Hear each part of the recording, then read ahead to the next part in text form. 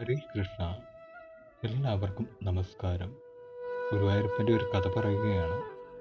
സമ്പൂർണ്ണ സമർപ്പണം. ചേലപ്പറമ്പ് നമ്പൂതിരിപ്പാടിൻ്റെ സമ്പൂർണ്ണ സമർപ്പണത്തിൻ്റെ കഥ ഗുരുവായൂർ ഭക്തന്മാർക്ക് ഒരിക്കലും വിസ്മരിക്കാനാവില്ല. യുവത്വത്തിൻ്റെ തിളപ്പിൽ ലൗകികമായ ഒരു ജീവിതമാണ് ചേലപ്പറമ്പ് നയിച്ചിരുന്നത്. സ്ത്രീ സേവയിൽ കൂടുതൽ താല്പര്യം കണ്ടെത്തി ചേലപ്പറമ്പ് നമ്പൂതിരി ഗുരുവായൂരിൽ താമസമാക്കിയിട്ടും സ്വഭാവത്തിൽ വലിയ മാറ്റമൊന്നും വന്നില്ല. ഒരു ദിവസം പ്രസാദകൂട്ട് കഴിഞ്ഞ് ബ്രാഹ്മണർ കുളത്തിൽ കൈകഴുകുന്ന അവസരത്തിൽ ചേലപ്പറമ്പ് സുഭിക്ഷമായി എണ്ണ തേച്ച് കുളിക്കുകയായിരുന്നു. അത് കണ്ട് സഖികെട്ട ഒരു ബ്രാഹ്മണ ശ്രേഷ്ഠൻ പറഞ്ഞു, "അല്ലയോ ചേലപ്പറമ്പൻ, നിങ്ങൾക്ക് ജീവിത സൗകര്യങ്ങളെല്ലാം ഉണ്ട്. സാക്ഷാൽ ഈ വൈകുണ്ഠത്തിലും എത്താൻ സൗകര്യം ലഭിച്ചു.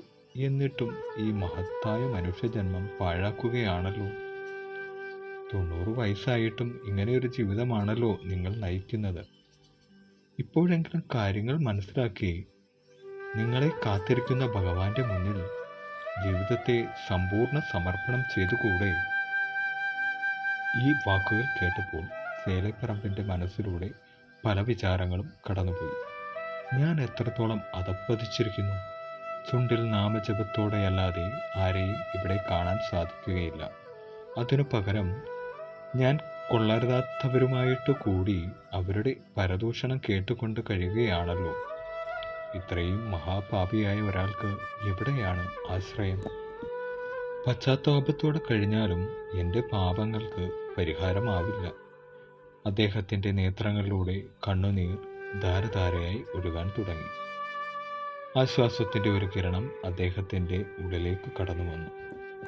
ശരിയാണ്, ഈ ചേലപ്പറമ്പിൻ്റെ അതേപോലെയുള്ള എത്രയെത്ര വ്യക്തിത്വങ്ങളെ നമുക്ക് നമ്മുടെ ചുറ്റുപാടും കാണാം. ചേലപ്പറമ്പിൻ്റേതുപോലെ തന്നെ ആരാധനാലയങ്ങളുമൊക്കെ ആയിട്ട് ബന്ധപ്പെട്ട് നിൽക്കുന്നവരായിരിക്കാം പലരും. അവർ എല്ലാ ദിവസവും ദേവാലയങ്ങളിലൊക്കെ പോകാറുണ്ട്.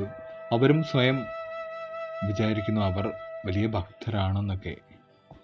അങ്ങനെ നമുക്ക് ധാരാളം പേരെ കാണാം. അവർ ഭയങ്കര ഭക്തിപൂർവ്വമൊക്കെ ദേവാലയങ്ങളിലൊക്കെ എല്ലാ ദിവസവും പോവും, മുടങ്ങാതെ പോവും, എല്ലാ കാര്യങ്ങളും ചെയ്യും. പക്ഷേ അവർ സമൂഹത്തിനും അല്ലെങ്കിൽ വീടിനോ അവരെ കൊണ്ട് വളരെ ബുദ്ധിമുട്ടോ അല്ലെങ്കിൽ വളരെയധികം വിഷമങ്ങളോ അനുഭവിക്കുന്നുണ്ടാവാം.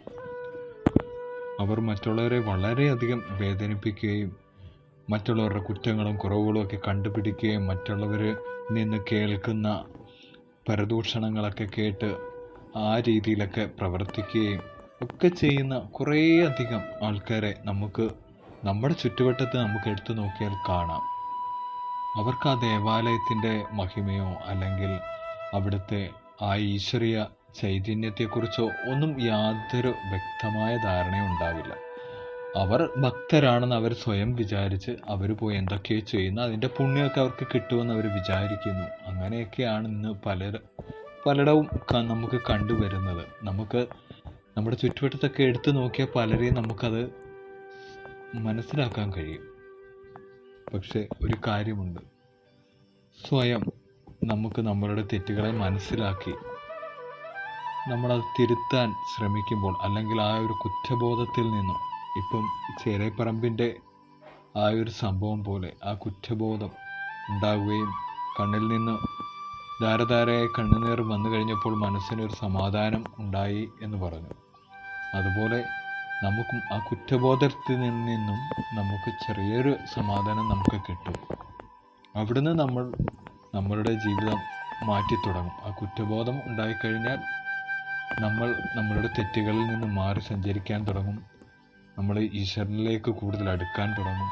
അങ്ങനെ നമ്മുടെ തെറ്റുകൾ കുറഞ്ഞുകൊണ്ടേയിരിക്കും. അപ്പം അത് സാധ്യമാകണം. അതാണ് നമുക്കെല്ലാവർക്കും സാധ്യമാകേണ്ട കാര്യം. അതായത് നമുക്ക് സ്വയം മനസ്സിലായില്ല എങ്കിൽ മറ്റുള്ളവർ നമ്മുടെ തെറ്റുകളെ ചൂണ്ടിക്കാണിക്കുമ്പോൾ ആ ചൂണ്ടിക്കാണിക്കുന്നവരെ കുറ്റം പറയുകയോ അല്ലെങ്കിൽ അവരോട് ദേഷ്യപ്പെടുകയോ അല്ല വേണ്ടത്. അതിലെന്തെങ്കിലും ഉണ്ടോ എന്ന് നമ്മൾ സ്വയം ആലോചിച്ച് നോക്കി അതിൽ തെറ്റുണ്ടെങ്കിൽ നമ്മളത് തിരുത്താൻ ശ്രമിക്കുക. അതെല്ലാവരും അത് ചെയ്തു കഴിഞ്ഞാൽ നമുക്കെല്ലാവർക്കും സമാധാനമുണ്ടാകും. അത് ഒരു ഉറപ്പായ കാര്യമാണ്.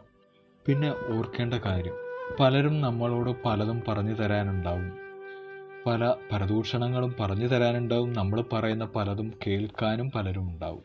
പക്ഷെ അവർക്കാർക്കും നമ്മളുടെ ജീവിതം നന്നാക്കണമെന്നൊന്നും അവർക്കാർക്കും വിചാരമുണ്ടാവില്ല.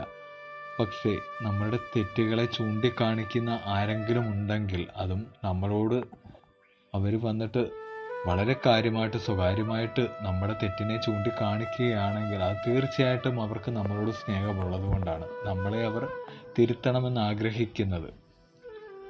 അപ്പോൾ അവരെ നമ്മൾ കുറ്റം പറയുകയല്ല വേണ്ടേ, അവരോട് നമ്മൾ നമ്മുടെ കാര്യങ്ങൾ തുറന്ന് സംസാരിച്ച് നമുക്കതെങ്ങനെ മാറ്റാൻ കഴിയും എന്ന് ചിന്തിക്കുക.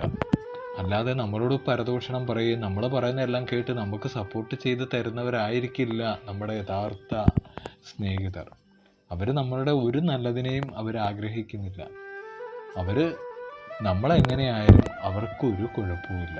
നമ്മുടെ ലൈഫ് മോശമായി കണ്ടാൽ അവർക്ക് ചിലപ്പോൾ സന്തോഷമുള്ളവരായിരിക്കും. പക്ഷേ നമ്മൾ ചിന്തിക്കുന്ന, നമ്മളോട് അവർ സപ്പോർട്ട് ചെയ്യുന്നു, നമ്മളോട് എല്ലാ കാര്യങ്ങളും വന്ന് പറയുന്നു, മറ്റുള്ളവൻ്റെ കുറ്റങ്ങളും വന്ന് പറയുന്നു, അതുകൊണ്ട് അവനാണ് നല്ലത് എന്ന് ചിന്തിക്കുന്നത് ഏറ്റവും മോശമാണ്. അപ്പം അങ്ങനെയൊക്കെ നമുക്ക് ചുറ്റിനും കാണാം പലരെയും. നല്ലത് പറഞ്ഞു കൊടുക്കുന്നവരെ ആർക്കും ഇഷ്ടമല്ല. അതേസമയം മോശമൊക്കെ പറഞ്ഞ് അടുത്ത് കൂടുന്നവരോട് ഭയങ്കര സ്നേഹമാണ്. അവരോടെല്ലാം തുറന്നു പറയാം, അവർക്കെല്ലാം കൊടുക്കും. അപ്പോൾ അങ്ങനെ ആയിരിക്കരുത്. അപ്പോൾ ഇതൊക്കെ നമ്മൾ മനസ്സിലാക്കേണ്ടതാണ്. ഓരോ കഥയും നമുക്ക് പഠിപ്പിച്ചു തരുന്നത് ഓരോ പാഠങ്ങളാണ്. ഇതൊക്കെ നമ്മളെല്ലാവരെയും കേൾപ്പിക്കുക, നമ്മുടെ കുട്ടികൾക്കും പറഞ്ഞു കൊടുക്കുക. നമ്മുടെ കുട്ടികളും നന്നായിട്ട് നല്ല ശീലങ്ങളിലൂടെ വളരട്ടെ. അപ്പോൾ ബാക്കി കഥയിലേക്ക് നമുക്ക് കടക്കാം. അങ്ങനെ അദ്ദേഹത്തിൻ്റെ നേത്രങ്ങളിലൂടെ കണ്ണുനീർ ധാരധാരയായി ഒഴുകാൻ തുടങ്ങി. ആശ്വാസത്തിൻ്റെ ഒരു കിരണം അദ്ദേഹത്തിൻ്റെ ഉള്ളിലേക്ക് കടന്നു വന്നു. ഈറനോടെ അദ്ദേഹം ക്ഷേത്രത്തിലേക്ക് ഓടി. ഭക്തജനങ്ങൾക്ക് അവരുടെ കണ്ണുകളെ വിശ്വസിക്കാനായില്ല. ഭഗവത് പാദങ്ങളിൽ സാഷ്ടാംഗം പ്രണമിച്ചുകൊണ്ട് കരളുരുകി അദ്ദേഹം ഇങ്ങനെ ചൊല്ലി: ഭഗവാനെ, ഉത്ഥാനപാദന്റെ പുത്രനായ ധ്രുവൻ അങ്ങ് 6 മാസം കൊണ്ട് ദർശനം നൽകി. 7 ദിവസം കൊണ്ട് പരീക്ഷത്തിനും മോക്ഷം കൊടുത്തു. 3.25 നാഴിക കൊണ്ട് അവിടുന്ന് പിങ്കളയ്ക്ക് സായുജ്യം നൽകി.